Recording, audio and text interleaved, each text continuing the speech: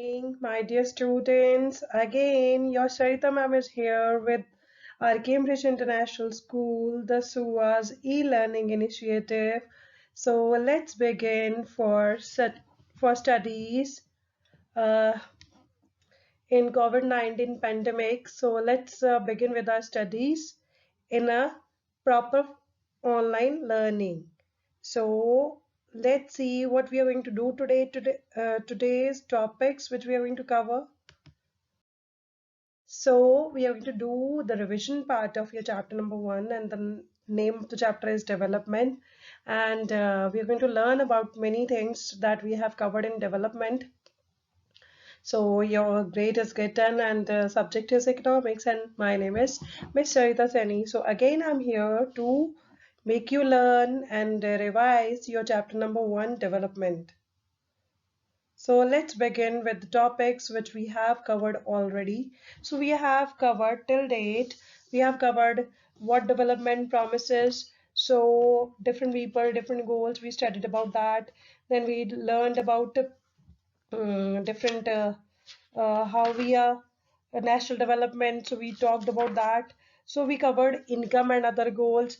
So some of the points are similar, but we're going to do it in a detailed manner. So I'll just give you some topics also related to which board exams already that has been repeated many times. So we'll discuss all these things. So let's begin with today's topics. So topics to be covered for today is how to compare different countries or states. So there are basically many criterias, but the basic three criterias we are going to discuss in countries and states. So we'll discuss about this, and then is income and other criteria. We are going to discuss about this, and then public facilities. So what are public facilities? We will discuss about all the things in detail, and then questions to be done for today. So now I have to give you tip for today. So the tip for today is whenever you are attempting your paper, so you have to attempt your paper.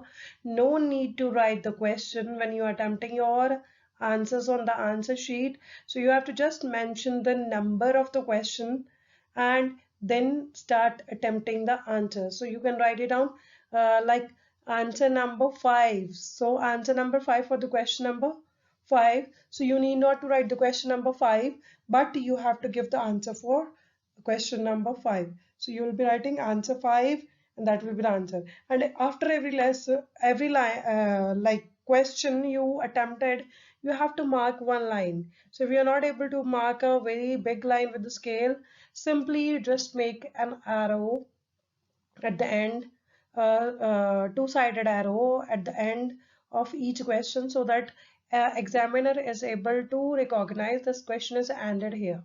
So this is always the good presentation of your exam paper when you are attempting a board exam. So this is always giving you better score for your examination.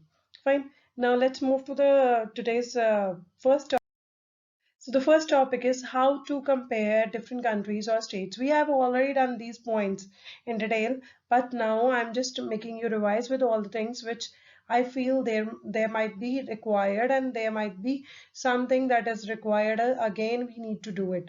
So that is development of a country can generally be determined by per capita income. So every time we are comparing the Punjab and Kerala, we discussed many things. So per capita income of as compared to Kerala, Punjab has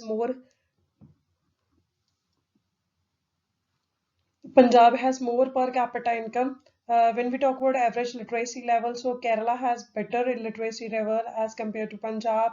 So then even health status is better in Kerala as compared to Punjab. So this is how we are comparing states. And when we talk about the countries, so countries we have basic. So if we are comparing the countries on the basis of per capita income, so we have done rich countries or low income countries. Then on the basis of this, developed and developing countries literacy level is good in the developed countries, and literacy level is not good in the developing countries. Then health status, obviously health status as compared to India and this Canada or America, we can see.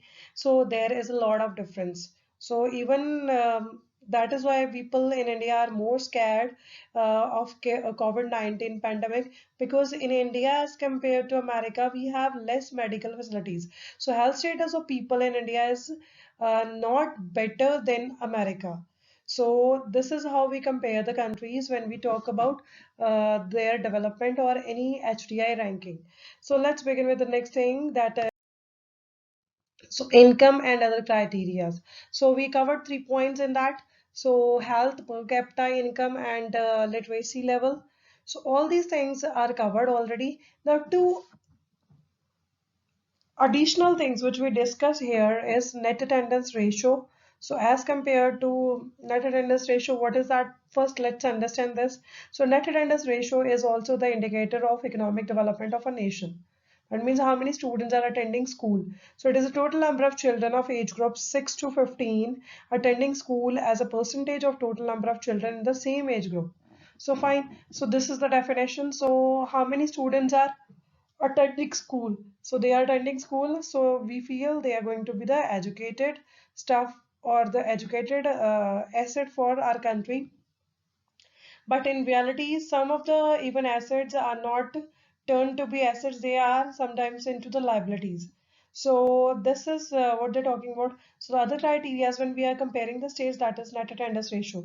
So in Bihar, we have very less number of students who are attending school, but in Punjab, we're talking about 90% of the students they are attending school. But in Bihar, we can say the half of the classes always not coming to the school. So that is their less attendance ratio in Bihar, and we have good ratio. This net attendance ratio in Punjab is better. So life expectancy at birth denotes average expected length of life of a person at the time of birth. Higher is considered the development of a nation. Higher is the considered development of the nation. Higher is considered as the development of the nation. So life expectancy, yes, कितने साल कितना एक इंसान जिएगा. So it is improving now day by day. But if we compare the scenario with China, so China has all the poor people. They have got very good this life expectancy, but because of this life expectancy term, their young population is less, because they have opted the policy of one children, one couple. So because of that, their population has now less young people, but the old people are more. So life expectancy is nowadays that is expected to be 68 on average. So if we have a higher life expectancy, we can compare the country with this criteria even. So with this also, we can say the life expectancy is good in the developed countries, and life expectancy is not good in the developing countries. So as you can see, we don't have much facilities in the medical status. Now let's move to the next point, next topic for today. So define public facilities. This question is asked by CBSE many times. So why are they important? Now public facilities. So facilities which are made for public, or we can say public facilities are the essential facilities for the community at large and are provided by the government. So government is always providing you the this public facilities. So what is the importance of these facilities?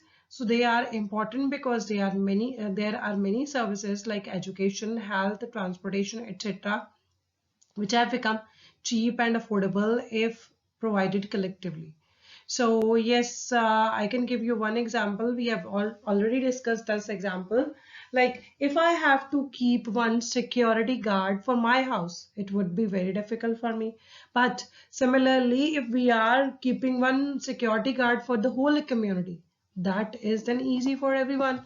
So we need not to pay salary for the for that person alone, but we are all paying it together, and we can keep the person which will be good in their efficiency for doing that particular work. So this is how the public facilities are working. So public facilities generally are provided by government. So because of this COVID-19 pandemic, we can see civil hospitals are the like they are treating the people, and the doctors who are in the team, they are treating the people, and they are not charging any money for this, because this is totally free of cost and government is providing the facility. So this comes under the public facility. So similarly, I can give you one more example. So your government schools, your primary schools, all in the villages, and even the cities, all these are the example of your public facilities that is provided by government, and government is not charging much money for this. Even transportation, you can see that even so people are now sent to their states. So government is doing all these they are not charging any fare for that particular drop by the government to the people to their areas. So this is also the public facility. So many public facilities are there. Your roads are built by the government, so they are not charging any money from you, but yes, they are charging toll tax from you. So the next thing is, even you can see the parks in the community, sometimes parks on the roadside, so that will be also prepared by the government. So all these things are the public facilities which we are enjoying at the cost which is which is bared by the government. So this is all about the this public facilities, and what is their importance. Fine. So let's move to the next thing. So next is basic public facilities. So generally what we see, what are the basic facilities? First is education, another is health facilities, then law and order facility. Yes, security. So police officers, all who are working, so all the government hospitals, we can say all the police forces, all the army, and these, they are all government employees. So government employees are always doing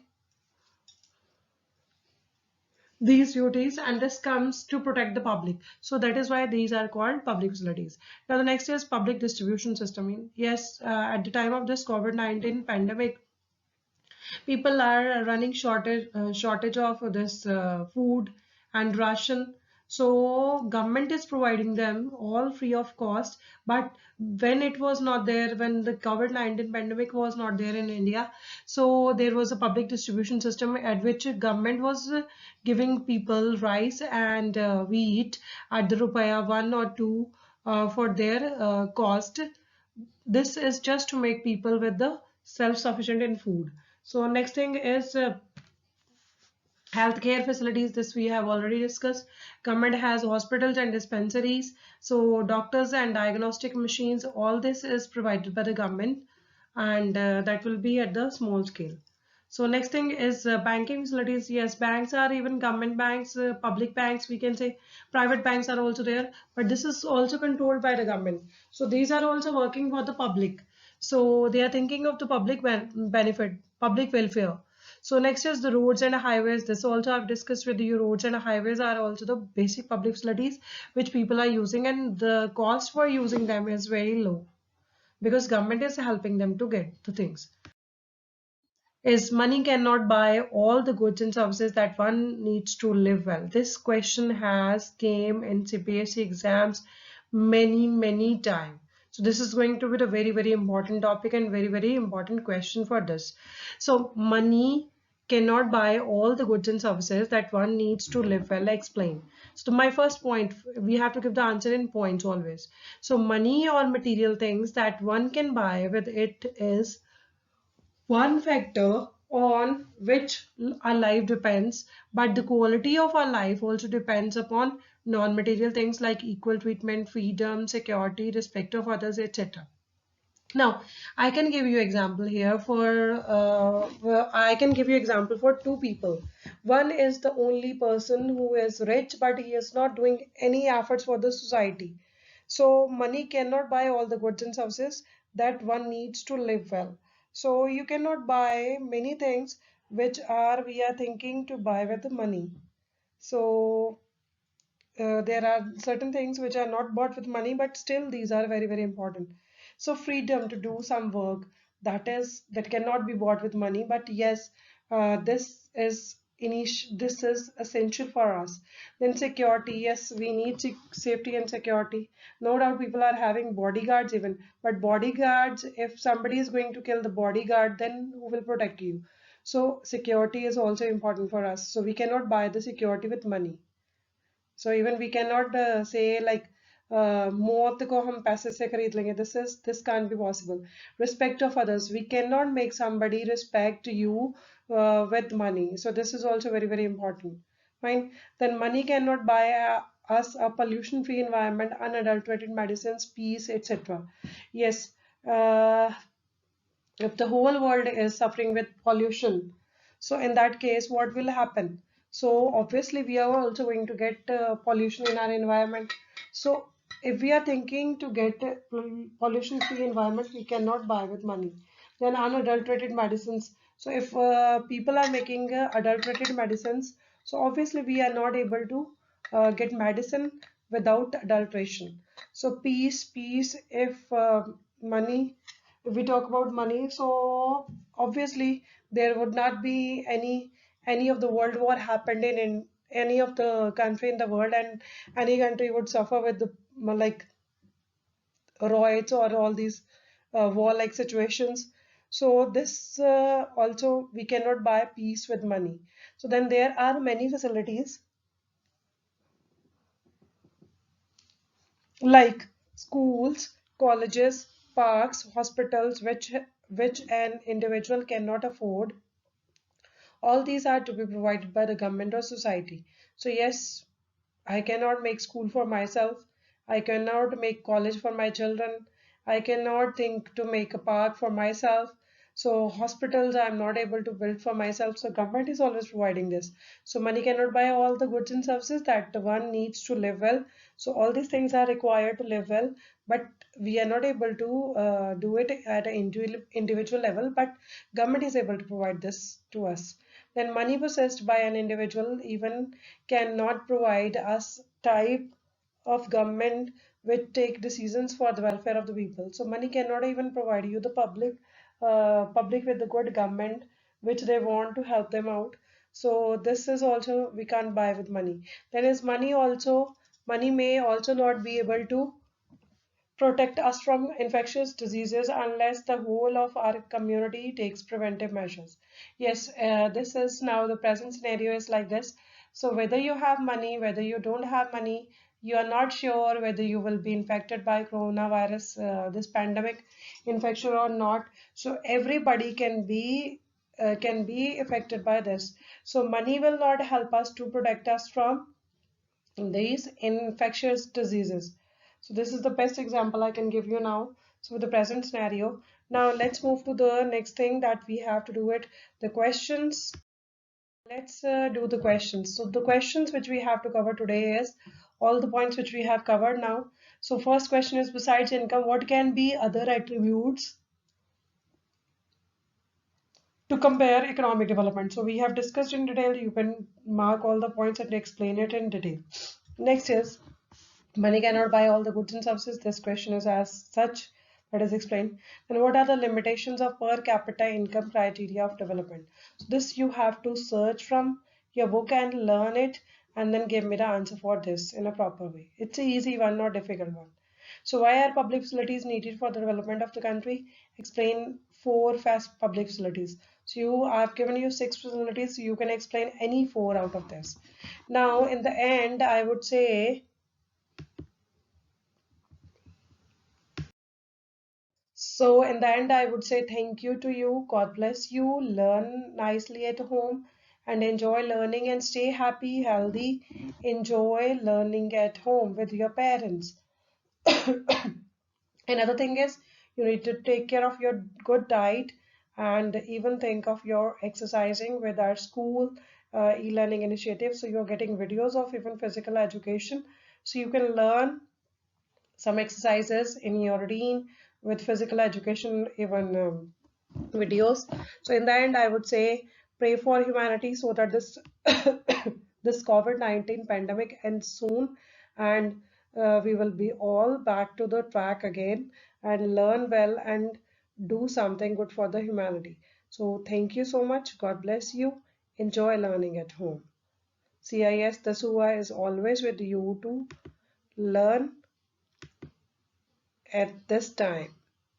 God bless you.